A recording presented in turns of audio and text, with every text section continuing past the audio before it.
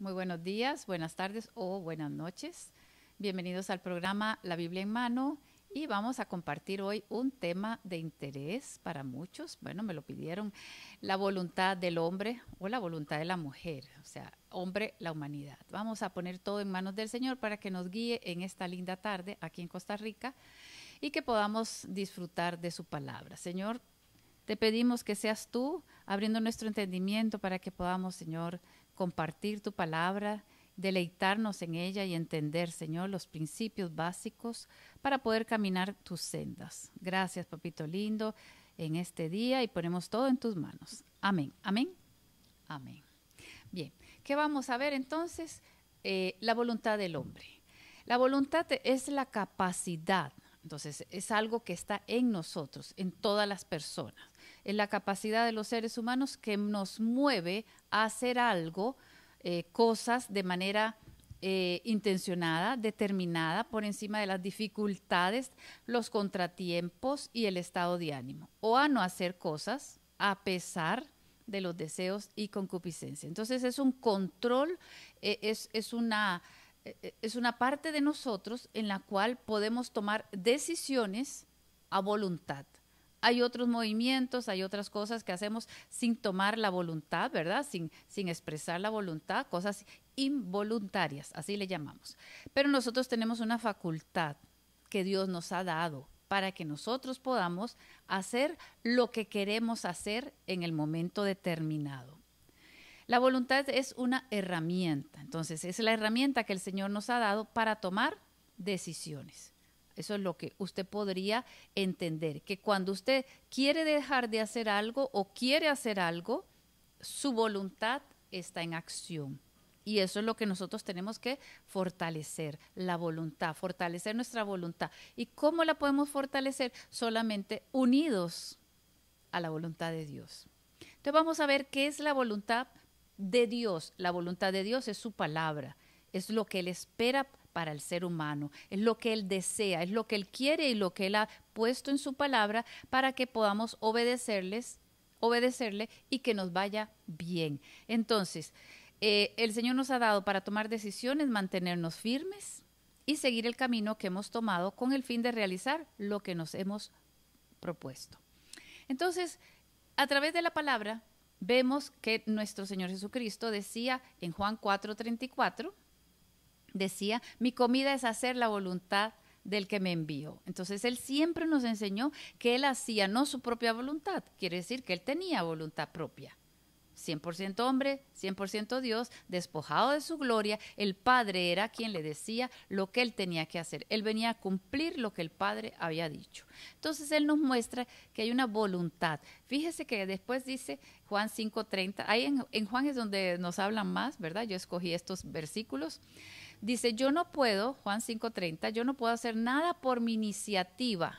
Entonces quiere decir que Él tenía su propia iniciativa. Todos tenemos esa facultad de escoger, de decidir, de pensar, de proyectarnos y de cumplir si queremos cumplir y si no queremos cumplir, si queremos ser rebeldes, si no queremos ser rebeldes. O sea, usted tiene su voluntad para hacer lo que a usted le plazca. Igualmente, usted va a tratar con la voluntad para hacer cosas que tal vez no tiene ganas de hacer, pero las realiza. Por ejemplo, la disciplina.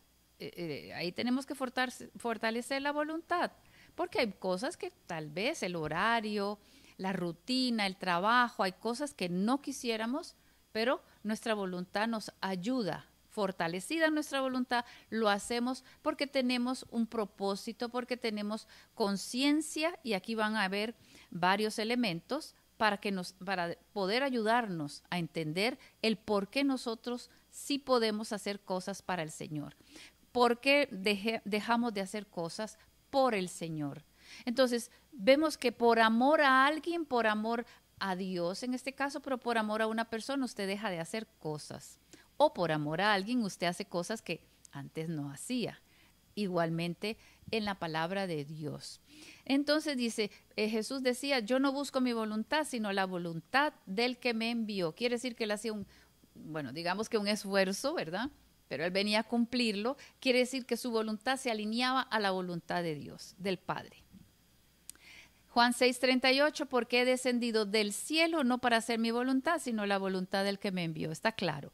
Lucas 22:42 dice, diciendo, Padre, si es tu voluntad, aparta de mí esta copa, pero no se haga mi voluntad, sino la tuya. Vea que hay un diálogo.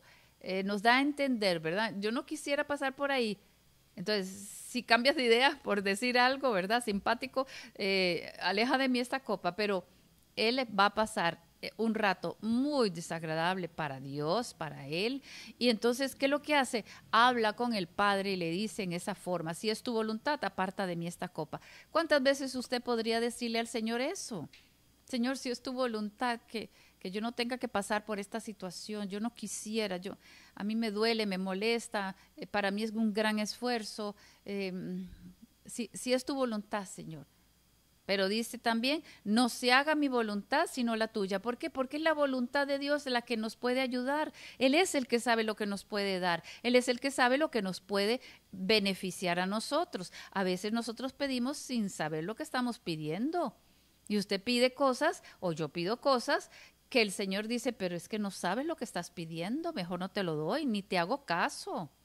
Porque hay cosas que no convienen, pero el Señor es el que lo sabe. Entonces, ¿qué es mejor? Cuando usted ore, decir que se haga tu voluntad. Le está dando al Señor la responsabilidad. Le está diciendo, tú decides, lo mejor para mí, tú decides, tú eres el que sabes. Amén. Luego dice David en el Salmo 143:10, me gustó mucho, ¿verdad? Enséñame a hacer tu voluntad. Vea qué lindo corazón, enséñame. Es que tenemos que aprender. Es que tenemos que aprender a hacer la voluntad del Padre. Porque tú eres mi Dios, tu buen espíritu me guíe a tierra firme. Ahora, David no podía pedir nacer de nuevo, eso todavía no estaba. No podía pedir eso, pero que tu espíritu me guíe, porque había una relación. Siempre ha podido el hombre relacionarse con su Dios. El Espíritu de Dios siempre ha estado presente alrededor en alguna manera. Durante el tiempo en que él recorrió la tierra con el pueblo, había una manifestación de Dios que caminaba, que guiaba, que protegía, pero había que hacer su voluntad. Y David llega a la conclusión que mejor es que le enseñe a hacer su voluntad. Busque otro, Lucas 11, del 1 al 2. Aconteció que estaba Jesús orando. Este es el Padre Nuestro, pero yo no lo tomé de Mateo 6, sino de Lucas. Lucas 11, 1, 2. Estaba orando en un lugar y cuando terminó uno de sus discípulos le dijo, Señor, enséñanos a orar. Entonces ahora no es enséñame a hacer tu voluntad, sino enséñanos a orar. Y aquí entonces el Señor le dijo, ¿verdad? Cuando oréis, decid Padre nuestro, o sea, refiérase al Padre y pone nuestro porque se supone que es en grupo, es nuestro Padre para todos los que creemos en Él, lo que estamos orando. Dice que estás en los cielos, santificado sea tu nombre, o sea, está totalmente aparte tu nombre, ¿verdad? Es algo glorioso. Venga tu reino. Imagínense lo que es que en el Padre Nuestro el Señor nos enseña a pedir que venga el reino, que venga su reino. Pero esto no es el tema. Hágase tu voluntad como en el cielo se hace tu voluntad. Hágase tu voluntad como en el cielo, así también en la tierra. En el cielo la voluntad de Dios no se cuestiona. En el cielo los ángeles, todos los seres espirituales, ahí obedecen a Dios. En la oración que nuestro Señor Jesucristo nos enseñó, nos está diciendo que oremos al Padre en esa misma línea. Ahora, cuando nosotros podemos unir la voluntad de Dios con la nuestra, nos va muy bien, pero tenemos que aprender.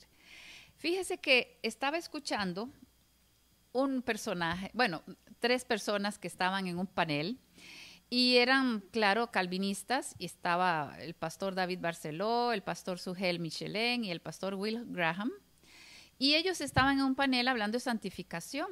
Bueno, cada uno, ¿verdad?, su interpretación propia, por supuesto. Pero ellos decían, y hubo uno de ellos que dijo, hablando, voy a tocar solo este tema, aunque subrayé otras cosas, ¿verdad?, de la salvación, etcétera, pero no estamos en ese tema.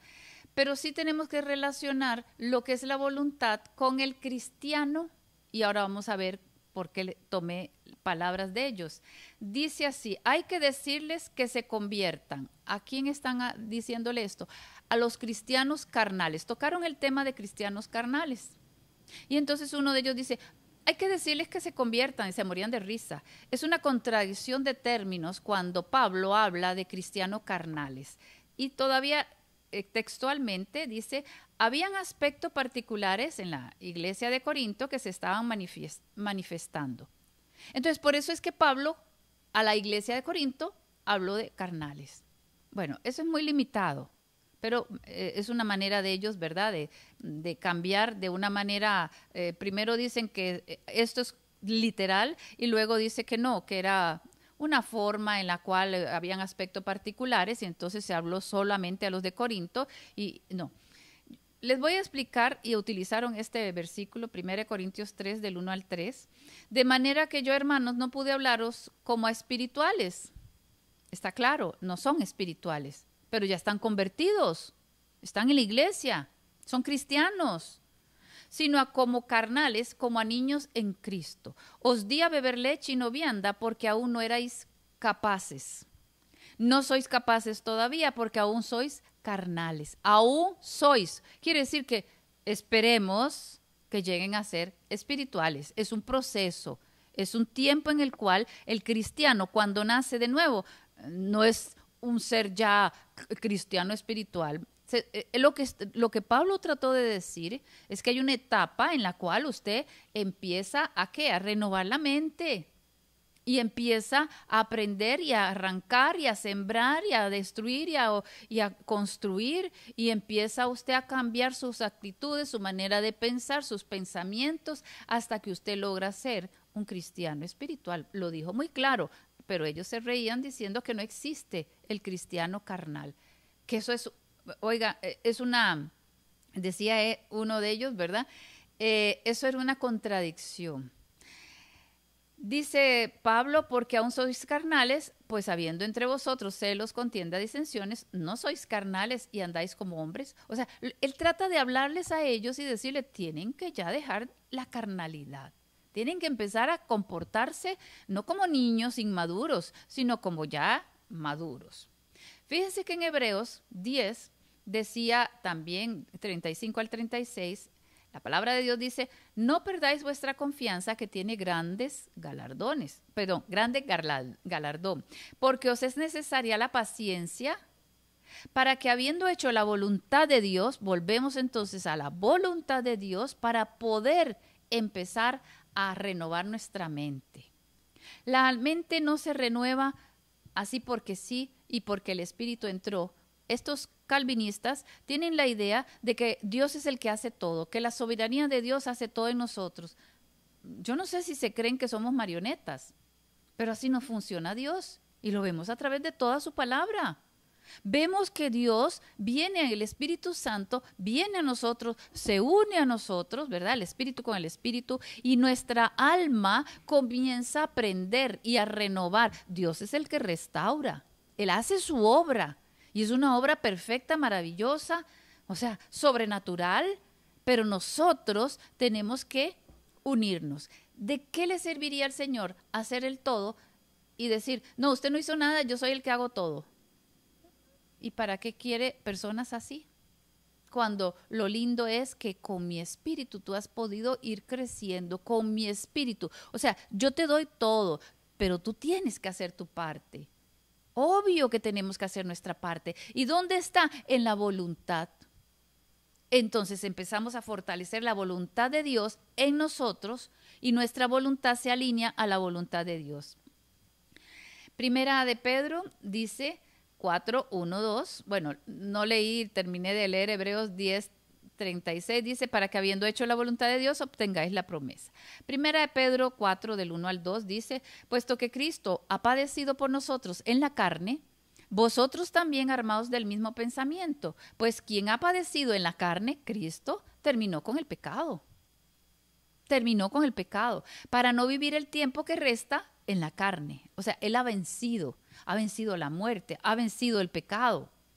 conforme a las concupiscencias de los hombres, sino conforme a la voluntad de Dios. Entonces nosotros tenemos concupiscencia, tenemos una naturaleza que Pablo mismo llama los miembros de mi mente, que trata de hacer cosas que yo no quisiera, pero trato, y empieza esa batalla entre el viejo hombre y la nueva criatura. La nueva criatura se ha formado y tiene que crecer. La nueva criatura tiene al Espíritu Santo para ayudarle, pero tiene que combatir a la vieja criatura. Y esta vieja criatura es donde están los miembros estos que tratan de complacer a la carne. Eso es lo que quiere decir Pablo, con palabras muy sofisticadas muchas veces, y por eso se presta a interpretaciones diferentes. Pero nosotros lo interpretamos así. Dice el versículo 2 de 1 Pedro 4, versículo 2, para no vivir el tiempo que resta en la carne, conforme a nuestra naturaleza, o sea, la concupiscencia, esa naturaleza de nosotros que, como somos hombres, como somos mujeres, tenemos una naturaleza, no le llamaría yo que siempre es pecado, pecado, sino complacer la carne. Ay, qué pereza. Ay, yo no quiero. ¿Y para qué tanto? ¿Y por qué aprender? ¿Y por qué estudiar? O sea, esa vagancia, esa indisciplina, ese menosprecio por la palabra, el no tratar de fortalecer nuestra voluntad y empezar a crecer y a decir, yo quiero ser como el varón perfecto. O sea, para eso estamos trabajando junto con el Espíritu Santo. Él es el que nos pone todo perfecto. Y aquí vamos, Filipenses 2, 12 y 13. Por tanto, amados míos, como siempre habéis obedecido, no como en mi presencia solamente, sino mucho más ahora en mi ausencia, ocupaos en vuestra salvación. Si yo no tuviera problema, porque digo yo, todo lo hace el Señor, yo no me ocupo de mi salvación, si ya todo está hecho. No, tenemos que hacer obras, las obras de la fe, las obras de nuestro agradecimiento porque nos hemos arrepentido, hemos nacido de nuevo, el Espíritu Santo está en nosotros y nos hace pensar diferente, nos revela la palabra, nos motiva a caminar. Pero todo esto se hace si usted pone la voluntad suya con la voluntad del Señor. Dice el versículo 13, porque Dios es el que en vosotros produce así el querer como el hacer por su buena voluntad. Entonces, la buena voluntad de Dios nos va a producir el querer como el hacer. Pero ¿cuál es la buena voluntad de Dios? Usted tiene que conocerla. Está en la palabra. Y cuando uno escucha la palabra, ahí está la buena voluntad de Dios para la vida mía, para la vida suya. Entonces dice que Él es el que produce. Claro, la palabra de Dios es quien nos da el alimento, es la provisión de Dios.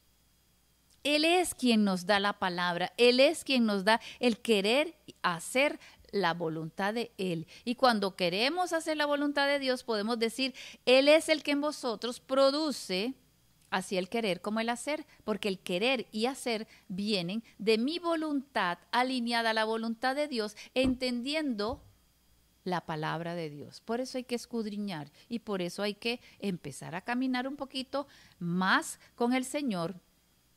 No es solo aprenderse versículos de memoria, es empezar a hablar como Dios hablaba, actuar como Dios hablaba. O sea, todo en la palabra está para que usted aprenda, para que usted pueda tener una voluntad fuerte y decir no al pecado, no a la pereza, no a la indisciplina, porque no solo se trata de pecado, pero dice la palabra, el que sabe hacer el bien y no lo hace, le es pecado, pero está hablando en esta relación. Si usted, sabiendo que puede hacer algo mejor, no lo hace, se considera como pecado. No es un pecado que usted se va a morir, pero quiere decir está faltando a la ley de Dios, está faltando a la voluntad de Dios. Entonces el Señor se contrista. Vamos a decirle ahí donde el Señor, ahí donde usted está, vamos a orar para esas personas que todavía necesitan fortalecer su voluntad, porque no han querido disciplinarse, no han querido que su voluntad, esa herramienta que el Señor ha puesto en nosotros, nos ayude. No es que el Señor va a hacer todo, es como los niños. Usted tiene que decirle al niño que aprenda y usted le hace al primero, pero después usted le tiene que dejar que coma, aunque se esté chorreando la comida, va a ir aprendiendo si lo hace solito. Claro que Usted es el que produjo el querer como el hacer. Le enseñó a ser independiente. Le enseñó a comer, le enseñó a vestirse, le enseñó a estudiar, pero luego él camina como tiene que caminar. Y en esto el Señor nos quiere que seamos independientes. Independiente no de Él, pero independiente quiere decir, ya yo sé comportarme, ya yo sé pensar, ya yo sé razonar, ya yo sé buscar la palabra, ya yo sé cómo es que Dios piensa y lo que me va a ir bien si yo pienso como Él, si yo obedezco su palabra. Señor, te damos las gracias en esta tarde, mañana o noche. Gracias por tu palabra, Señor, que nos ayuda, nos motiva, nos exhorta a ser cada día mejores.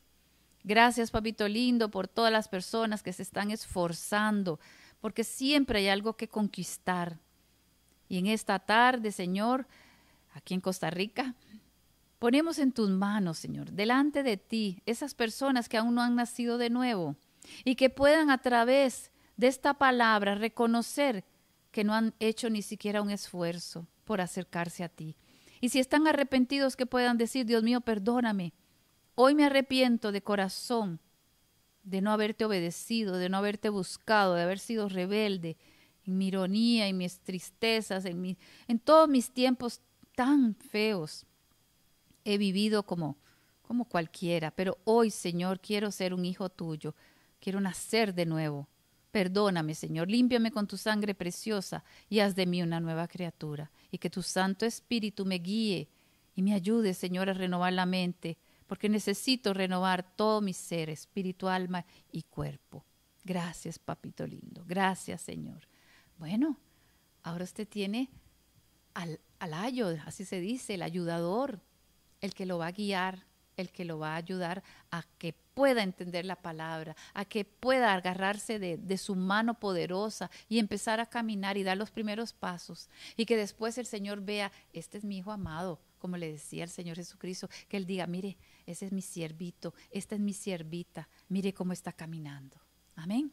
Que Dios me los bendiga, ha sido un gusto y esta es una de las enseñanzas de Biblia en mano.